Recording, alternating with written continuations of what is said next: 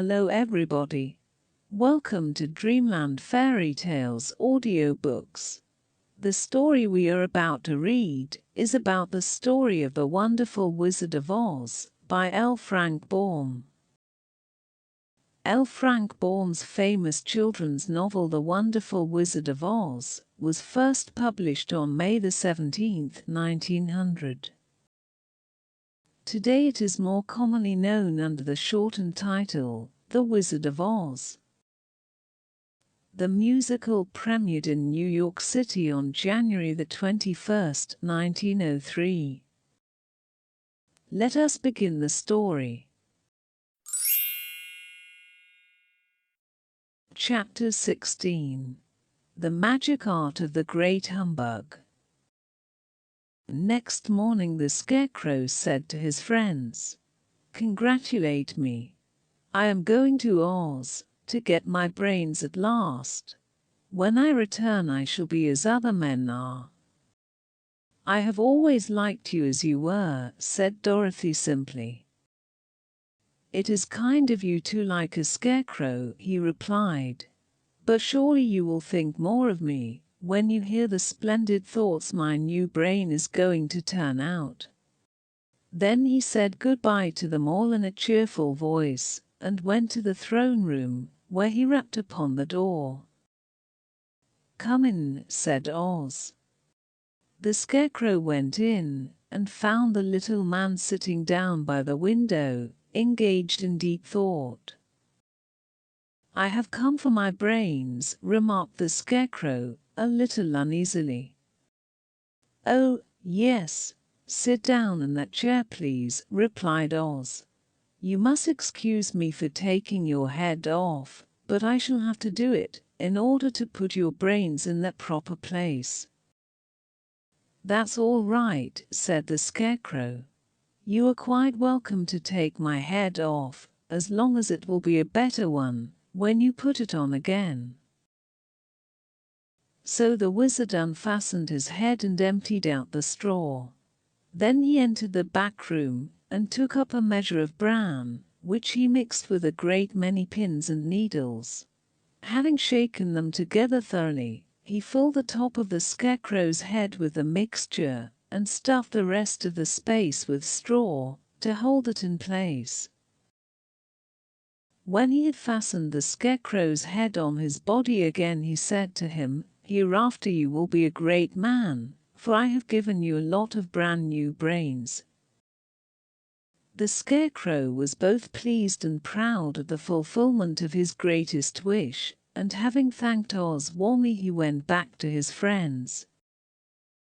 Dorothy looked at him curiously. His head was quite bulged out at the top with brains. "How do you feel?" she asked. "I feel wise indeed," he answered earnestly. "When I get used to my brains I shall know everything." "Why are those needles and pins sticking out of your head?" asked the Tin Woodman. "That is proof that he is sharp," remarked the Lion. "Well, I must go to Oz and get my heart," said the Woodman. So he walked to the throne room and knocked at the door. "Come in," called Oz, and the Woodman entered and said, "I have come for my heart." "Very well," answered the little man. "But I shall have to cut a hole in your breast, so I can put your heart in the right place. I hope it won't hurt you." "Oh, no," answered the Woodman. "I shall not feel it at all." So Oz brought a pair of tinsmith's shears and cut a small, square hole in the left side of the Tin Woodman's breast. Then, going to a chest of drawers, he took out a pretty heart, made entirely of silk and stuffed with sawdust. "Isn't it a beauty?" he asked. "It is, indeed," replied the Woodman, who was greatly pleased. "But is it a kind heart?" "Oh, very," answered Oz. He put the heart in the Woodman's breast, and then replaced the square of tin, soldering it neatly together where it had been cut. "There," said he. Now you have a heart that any man might be proud of. I'm sorry I had to put a patch on your breast, but it really couldn't be helped." "Never mind the patch," exclaimed the happy woodman. "I am very grateful to you, and shall never forget your kindness." "Don't speak of it," replied Oz. Then the Tin Woodman went back to his friends, who wished him every joy on account of his good fortune. The Lion now walked to the throne room and knocked at the door. "Come in," said Oz. "I have come for my courage," announced the Lion, entering the room. "Very well," answered the little man. "I will get it for you."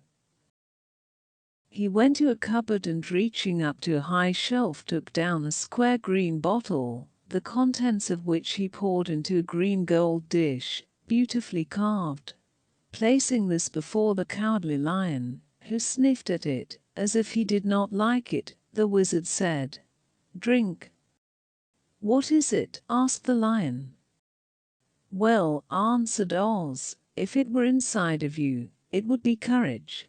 You know, of course, that courage is always inside one, so that this really cannot be called courage until you have swallowed it. Therefore I advise you to drink it as soon as possible." The Lion hesitated no longer, but drank till the dish was empty. "How do you feel now?" asked Oz. "Full of courage," replied the Lion, who went joyfully back to his friends to tell them of his good fortune. Oz, left to himself, smiled to think of his success in giving the Scarecrow and the Tin Woodman and the Lion exactly what they thought they wanted. "How can I help being a humbug," he said, "when all those people make me do things that everybody knows can't be done?" It was easy to make the Scarecrow and the Lion and the Woodman happy, because they imagined I could do anything.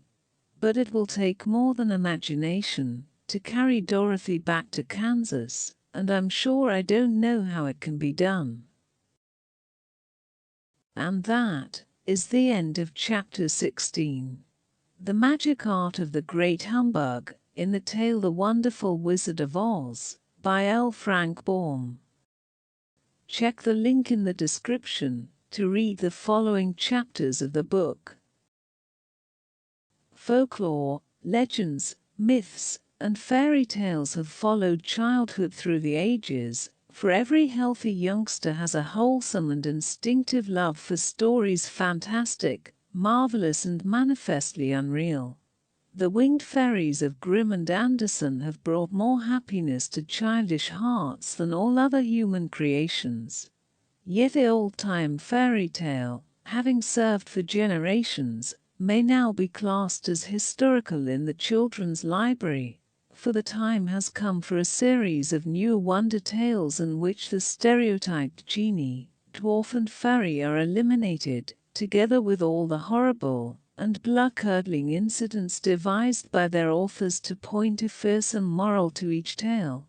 Modern education includes morality. Therefore the modern child seeks only entertainment in its wonder tales, and gladly dispenses with all disagreeable incident.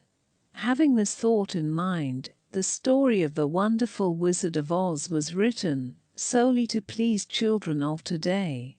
It aspires to being a modernized fairy tale, in which the wonderment and joy are attained, and the heartaches and nightmares are left out. If you enjoyed that story, leave a like, and do not forget to subscribe to Dreamland Fairy Tales audiobooks. Hit notification bell button to be updated to our latest fairy tale stories, and enjoy a complete collection of short stories for children. I hope you enjoyed reading with me. Until next time, goodbye.